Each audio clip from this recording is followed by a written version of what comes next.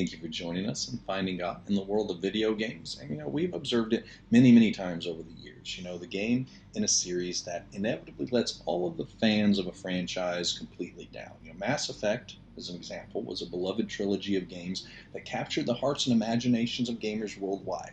And then Mass Effect Andromeda came in and completely pooped the bed. I think it even got on the couch. That was a mental image that nobody wanted and asked for. You mean honestly, Andromeda? No, nobody asked for it. The poo. Oh, Honestly, that part. I feel like that was a bit gratuitous. I mean, even for us. Well, but then you just wait, because there's a lot more where that came from. Oh, no. Well, great. I mean, I guess, this will probably be our last video. Hope You guys enjoyed. I can hear people clicking off right now. Like, nope, I'm out. Well, I'm out. Speaking of hoping that people enjoyed something, Fallout was riding a high of acclaim release after release. This was a franchise that everyone also Fallout 3 and Fallout New Vegas and Fallout 4, and then the broken mess that was Fallout 76 completely soured even the most ardent fan from adventuring into the desolate wasteland sandbox that it presented. While even the best franchise can have a critical misstep or two, like Metal Gear Solid 2 it was a little weird. But these epically unloved offspring from well-known franchises such as these carry a burden that can sometimes be a little less than fair. Now let me explain. We'll take Mass Effect Andromeda as our first example. Now sure, there were some very unfortunate and comical animation issues that made some of the already less than stellar characters even less engaging.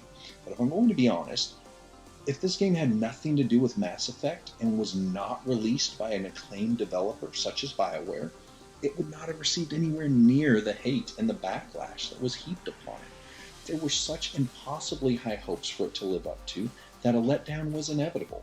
And when it came out of the oven half-baked, it was savagely torn apart, meaning it's unlikely we will ever see a conclusion to the cliffhanger ending that it presented. And this is only one example. Many games that we have shrugged off as unworthy successors or bad games would have likely had a much more forgiving reception if it was the maiden voyage of a brand new studio instead of from someone that we have already been accustomed to greatness. That's actually true. Being honest, if some random studio made a game that was simply called Andromeda and it was a standalone sci-fi adventure, we all would have praised it for presenting solid gameplay and an expansive universe to explore, while acknowledging the flaws as opportunities to improve upon it rather than, completely just thrown in the trash. Certainly. As a matter of fact, this happened.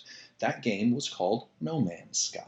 When it came out, it wasn't perfect, and it certainly didn't deliver on all of its lofty promises. But it was given a much wider berth to find itself in the marketplace. What was the difference?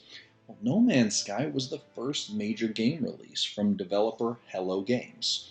And even though we didn't get a fully realized version of the game until a few months ago, this title was still played and appreciated and even accepted. The burden to carry a massive franchise on its back wasn't present. So it was widely understood that this new studio would experience some growing pains while attempting to unleash their grandiose vision to the world. So as a result, No Man's Sky right now is currently being sold at a fair retail price of $29.99. I like that. Mass Effect Andromeda, well, you'll like this price better. It kind of sits in the litter box of gaming retailers, and it can be found for $4.99 or less quite easily. Not good. I mean, it can be hard enough to live up to a legacy that you did not personally choose and were born into.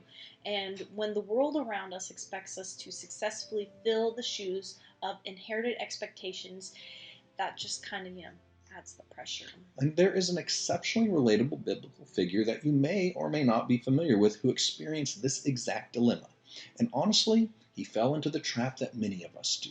This guy absolutely had the whole franchise on his shoulders. And he didn't just poop the bed when it was his time to shine. He ordered an entire dump truck full of manure and then delivered that directly into the bedroom. And then he reversed the sewage lines into his home, just for good measure. And there it is. There was the low point I was waiting for. I knew you would get there. I take a lot of pride in my fecal euphemisms. Oh, gross. So anyway, this guy's name is Rehoboam. And maybe that name doesn't ring a bell for you. His inherited legacy certainly will. His grandfather, Oh, just, a simple, quiet shepherd boy who happened to be named King David. That King David, David and Goliath.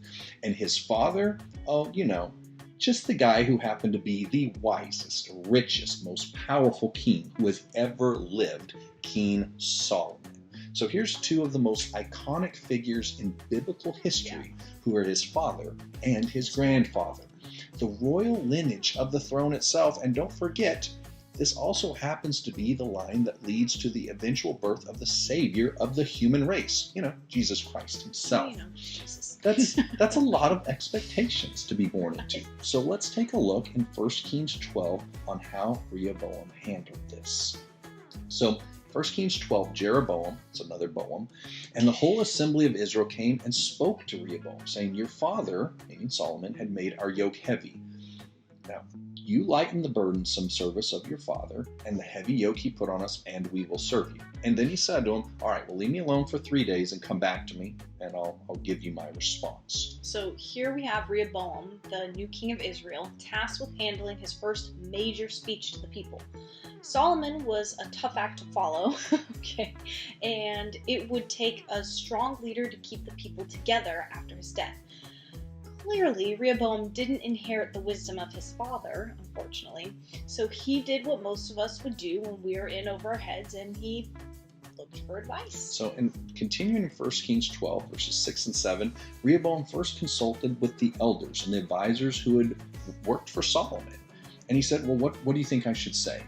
And they spoke to him and said, if you'll be a servant to these people and serve them and answer them and speak good words to them, they will be your servants forever.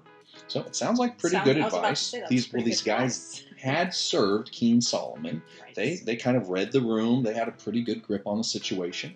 Will Rehoboam follow the wisdom of these veteran counselors? Well, you might want to get your shovels ready, because I hear the beeping sound of a dump truck backing up and heading towards the bed. So in 1 Kings 12, verses 8 through 14, Rehoboam rejected the advice which those elders gave him, and instead he consulted the young men who he had grown up with, his friends. And he said, what advice do you have? How should I answer these people?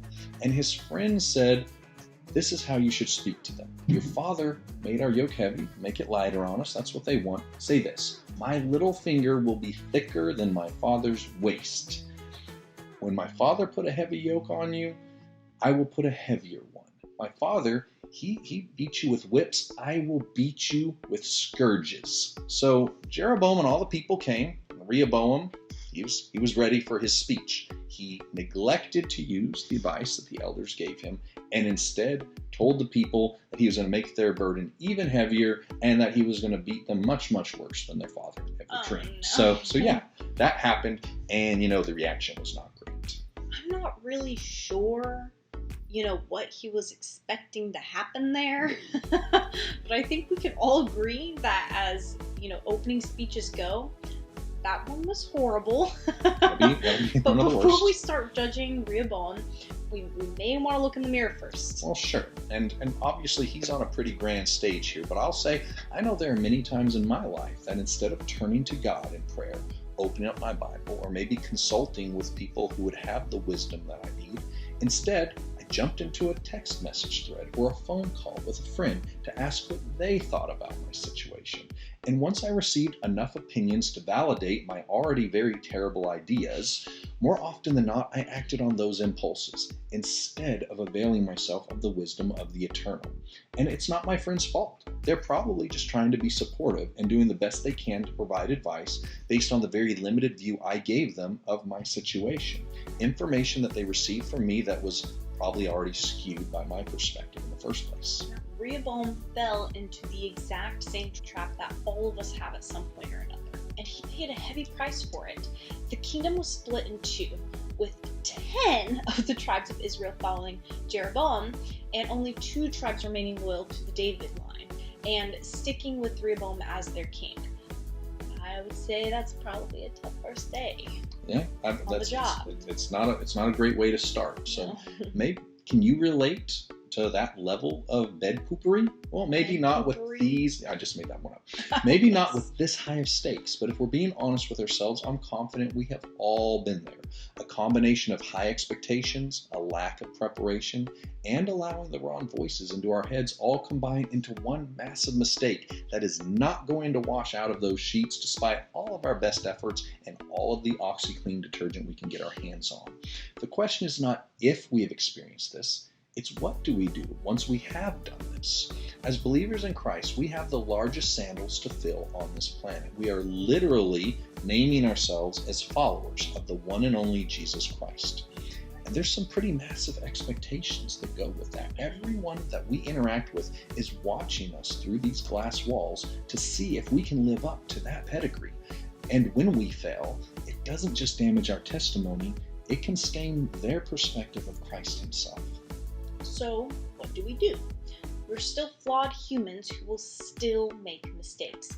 And as we saw with Rehoboam, those mistakes can be quite costly and have massive long-term ramifications. The answer to this dilemma does not lie with living a perfect life, because even the best of us will fail at that challenge. Well, there's only one who has lived a perfect life. Exactly. So the answer lies in being transparent about what living our life in service to Christ actually means, including the reality that we are in a process of being perfected, a process that is going to last until our final breath.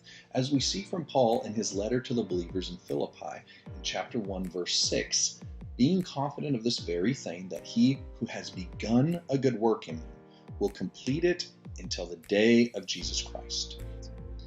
I hope you caught that. He has begun a good work in us, and it is still in the process of completion. We are perfected in his eyes because of the price that Christ paid on the cross. But until the day of his return, this work will continue to be completed on this earth. We are followers of Christ, but we are still, in essence, potty training. And it is a messy process if you've ever gone through that with a child. And bed sheets are going to pay a terrible price on more occasions than we want to admit. But those issues become a lot less common when we stop listening to ourselves and our own desires and the well-meaning, validating opinions of our friends, and then instead turn to the wisdom of the omniscient God who has all the answers. And as we can see in James, he has promised to answer us. In James 1:5, he says, if any of you lacks wisdom, Rehoboam clearly did, let him ask not of our friends, not even necessarily of good advisors. Let him ask of God, who gives to all liberally and without reproach, and it will be given to him. So how does he answer us? Through his provided word, through prayer, and sometimes the wisdom of those who have walked this path before us. The truth about Rehoboam is he was absolutely in over his head, and he, like Mass Effect, like Fallout, had a very challenging franchise tag to live up to. But if Rehoboam had taken those 3 days to seek out God, pray, review the scriptures that were presented at that time, and listened to the wise counselors who had the advantage of perspective, he would not have lost the kingdom. Or maybe, had you all of the stuff. It's not as good when you do it. It's just gross. I don't want to be nasty about it. That's what you get for trying to add to it. Whatever. But as a matter of fact, the No Man's Sky version of the King of Israel happened a few generations later by following this exact same principle. That's right. So if you jump to 2 Chronicles chapter 34, verses 1 through 3, we get a almost similar kind of concept of a story, totally different person. This is the story of Josiah, and maybe you're not as familiar with him. It says in those verses, he was 8 years old when he became king, and he ended up reigning for 31 years. 8 years old. But that didn't deter him from living up to the position that Rehoboam, who was obviously older than that, did not. See, the difference with Josiah is he started seeking God at the age of 16. By the age of 20, he started undoing decades worth of idolatrous damage that his predecessors, his fathers, and his grandfathers had permitted and encouraged. Now, this young king came from that same lineage, but at this point, It was flawed. His grandfather was a wicked king who had only turned to the Lord once he had almost completely lost the kingdom himself. And then Josiah's father was an even worse king who was so evil that his people assassinated him, which really wasn't done that often in those days. At the tender age of 8, Josiah had a pretty rough path ahead of him, even without all the expectations of still being a son of the Davidic line. But by letting the Lord guide his path and turning himself completely to his ways, we get a pretty lofty commendation from him in 2 Kings chapter 23, verse 25, when it says, "Before him, Josiah, there was no king like him, who turned to the Lord with all his heart, all his soul, all his might, according to all the law of Moses." And then it says, "Nor did any after arise like him." That's awesome. That makes me smile. Isn't that cool? You He's probably so didn't young. even know who he was. I feel like I've heard the name, but not so much the story. But that's really cool. Now, whether the expectations that were thrust upon us were high, like the case of Rehoboam, or expectations low, as we saw in Josiah, the path forward remains the same. If we choose to place the Lord first in our lives as the first one to go to when we have a problem, a challenge, or a question, we will live up to the challenging legacy of being a representative of Christ, a beacon to those who will never experience him without our witness. And it doesn't mean we won't make mistakes. And as a believer, those sins and poor choices can have larger ramifications simply because of the name that we have chose to represent. But we cannot stop our journey and cease serving Christ simply because our flawed nature revealed itself and we failed to control it. Now, yes, we do have big shoes to fill, but those shoes were never meant for us to walk in alone. When Jesus gave us the Great Commission found in Matthew, he promised one very important thing, a promise that is part of the mission, a promise that we couldn't fulfill if it wasn't present. He is with us always until the end of days. He is there to help us walk this mission, and all we have to do is seek him, listen to him, and let him lead the way.